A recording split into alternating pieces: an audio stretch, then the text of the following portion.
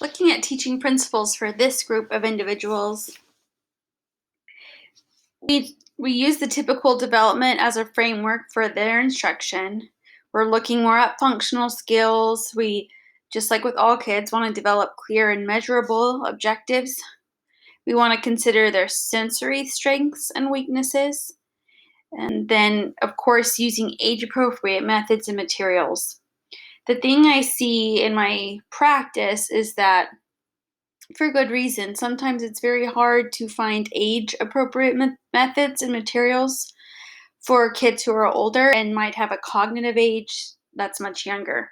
So, for instance, they're working on the same skills that most materials are kind of centered around things that are interesting to 5 to 8 year olds. Well, if you're working with a 16-year-old, just for dignity, we don't want to necessarily use the same thing. We might not be using I'm trying to think, Minecraft or um I'm trying to think, oh, Paw Patrol. I'm trying to think of the things that kids liked when I was at the school. Minecraft was the big one, and there's that other one where they had all the dance moves. Oh my gosh, I'm showing my age right now. Fortnite. Um, so anyway, they might want things with those current hip themes in elementary school, and they might not. And so we need to make sure that we try and adjust their methods and their materials to still be age appropriate. And then it is going to be increased intensity. So it's probably going to be more fast-paced lessons, very repetitive. Remember before we were talking about we would use slow-paced, non-redundant. It's the very opposite. We're going to use very repetitive, kind of quick to maximize the limited attention many of them hold. And we're going to try and spend less time on things that they have clearly mastered and work on new and functional skills. And we might need to use behavior management techniques in a different way, to a different degree, to decrease their time off of task. But the big thing here is that we want a lot of repetition to where things become automatic.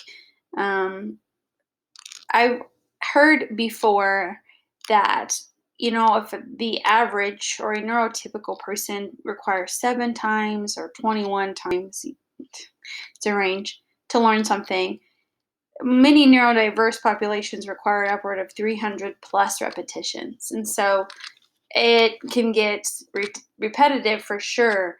But I think sometimes if people give up before that many repetitions have occurred, it's not that they can't learn it, they just learn it differently. They need that much repetition. And so we don't want to assume they can't learn something if maybe they just haven't heard it enough times or experienced it enough times. Okay, we're going to move to our specific language skills, looking again at those areas we've always covered: phonology, morphology, syntax, etc. This top website I wanted to put on here, it's just a good resource for you. It actually is going to list like different phonological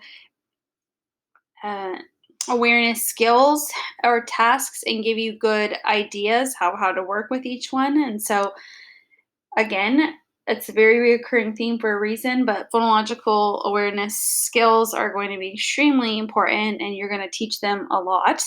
And so it's just a really good website, the Florida Center for Reading Research.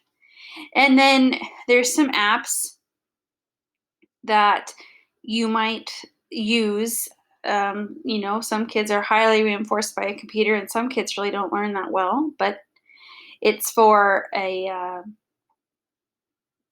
that's different tools in your toolbox, I guess. And then like I was saying, those classroom-based lessons by grade, or at the Florida Center for Reading Research, that top one, the Florida Assessments for Instruction in Reading, that's an actual little phonological awareness test or rating scale you can use in your classroom. Again, just a resource for you. You most likely will student teach and think, ooh, I like what they use, and then you might be able to choose, or you might go somewhere and they say, this is what we use here. Morphology. If you look on page 217, it gives you a lot of these examples, but we're trying to help them learn how to understand words that they don't know. And it's similar to teaching vocabulary, but this is looking more at parts of words and helping them identify how they know parts of words that can help them. So that would be a good example of when teachers make word walls, and so that you can have base words and then you're going to add suffixes and prefixes, or you're going to help them look for word patterns, or you're going to color code different morphemes so they can learn how to break down words, so when they get to a word they don't know, they can try and use that same strategy. So morphology, being the smallest meaningful unit of language, is trying to help them learn how those rules of how they're combined, to try and help them in the future compensate. Still, there's a reason you don't go to school, and we can't learn every word in the language.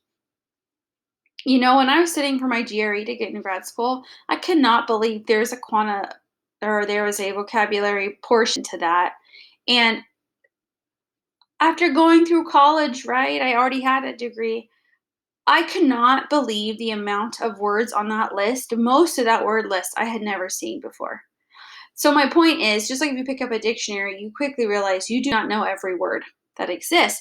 And so that's why that's never been the goal of a teacher. The teacher has always tried to teach you how to learn the word if you don't know it. Okay, so in this instance, the strategy is morphologically, let's teach them roots and suffixes and prefixes, and help them learn how to be a word detective when they come across a word they don't know. And that's just going to be that's the same strategies we use as neurotypical learners, and that's the strategy that these kids, any kid in your class, can learn.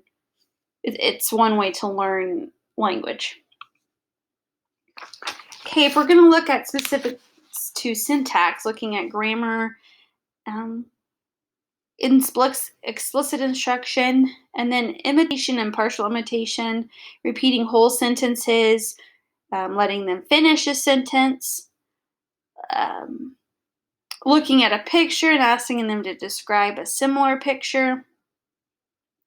You want to do some modeling and corrected practice. So, again, to use my own kids, I do this.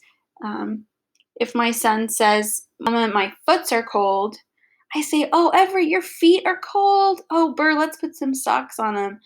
And do I always make him repeat it? No, but sometimes I might. But it's that subtle way of making sure they hear it right, but not always correcting them or embarrassing them. Any kind of Mad Libs type activity. I don't know if those are still popular. I remember doing those so much when I was little, where it's silly, but you just tell them they have to fill in an adjective or a noun. And so they can just practice over and over associating what is a noun, what is an adjective, and so on. And then there are some apps I listed there about building sentences or learning prepositions. Syntax is a huge marker. Again, let's talk about a kindergarten screening. One of the tasks we do is where they just have to imitate a sentence, because it tells us a lot if a child or a person can repeat word for word what we say. If they put in their own grammar, we realize that we kind of have a set number of grammatical mistakes that would be considered typical. And if they're constantly repeating back things but kind of changing it and the grammar isn't quite right, then we start to have concerns about it. So I guess the point of that being, in assessment, grammar is a huge indicator of maybe a further language issue or deficit. So it's very important. Semantics. So there's a few strategies here because there's a lot of focus on vocabulary for good reasons. So, your book listed, and I listed out here a couple different things like the keyword method, or I believe the next one's a word mapping strategy, which is similar to morphology recommendations, breaking words into each part. Um, and those are good, and I definitely encourage you, again, it's not bad to read and learn about them, because you want to have a wide variety of things and not assume every one thing's going to work for every kid. That being said, I want to focus most of our time on this strategy because, again, what I have seen in my experience firsthand is this is extremely effective, and so this is what I want to focus on. It's this idea of identifying tier 2 words and how you teach them. So I'll give you an example of how I would use this. Let's say you have your book of the week or whatever you're focusing on. You take that one book and you look through it, and you're going to first, before you decide what you're going to teach the kid, you're going to say, I want to find some words that are characteristic of a mature language user and are going to appear a lot of the time. So as you're looking for words that you think, I wonder, here's some words I don't think this kid knows. Whether it's you've already read it and they didn't know it, or you're kind of making a guess. I don't think they're going to know this whole list of words. Then you take that list of words and think, of this list of words, which one of these is most likely going to appear a lot, more again? So is it a very novel word that's very specific to the text, or is it a word that's going to reappear all the time, a very commonly used word? We would want to pick that one. We would say, okay, it has importance and utility. We would also look for words that have instructional potential, words that can be worked with in a variety of ways, and so that there's lots of connections that can be made to them. So think of this in terms of, like, is it a broader word that you could use in lots of different contexts? Or is it a very narrow word where, again, it's not going to occur as frequently, or you're not going to be able to cross teach it across a bunch of different connections? And then just conceptual understanding, words for which these target students understand the general concept of what you're reading, but those words would provide more precision and specificity if they or specificity when they are reading that book. It would add to it. So, in other words, again, if this is just looking at the text as a whole, if you read this book or you start to read this book and think they're not going to get the concept of this book, period, I would not use that text to try and teach any vocabulary, which, again, teaching through text is a very powerful way in the first place, because it's like they're not going to get it. How are they going to make connections if the overall concept is just too novel to them?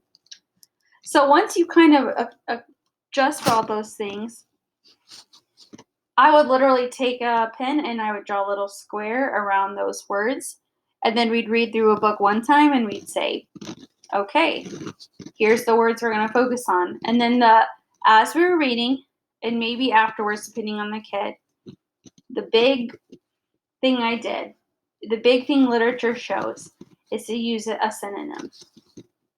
So let me think. I should have prepared an example, but here on the fly. So let's say you're trying to teach them the word humongous. Is that a real word? I think it is. All of a sudden, I'm like, is that even a real word? But there's this word that's unfamiliar. But you look in the book and you read it, and as soon as you say humongous, you say it was humongous, it was big, it was huge, it was large. And so you immediately say all those other words, trying to instantly connect the new word to a word they already know that means the same thing. That sounds so simplistic, but that is the magic. They have to connect it to a synonym, and they will be able to use it again. And so whether it's through reading it, sometimes if it was like a whole lesson, if that's what you're really focused on and teaching some vocabulary, I would have them then put it in a sentence. Maybe they write it in a sentence. However, you just focus so much on taking the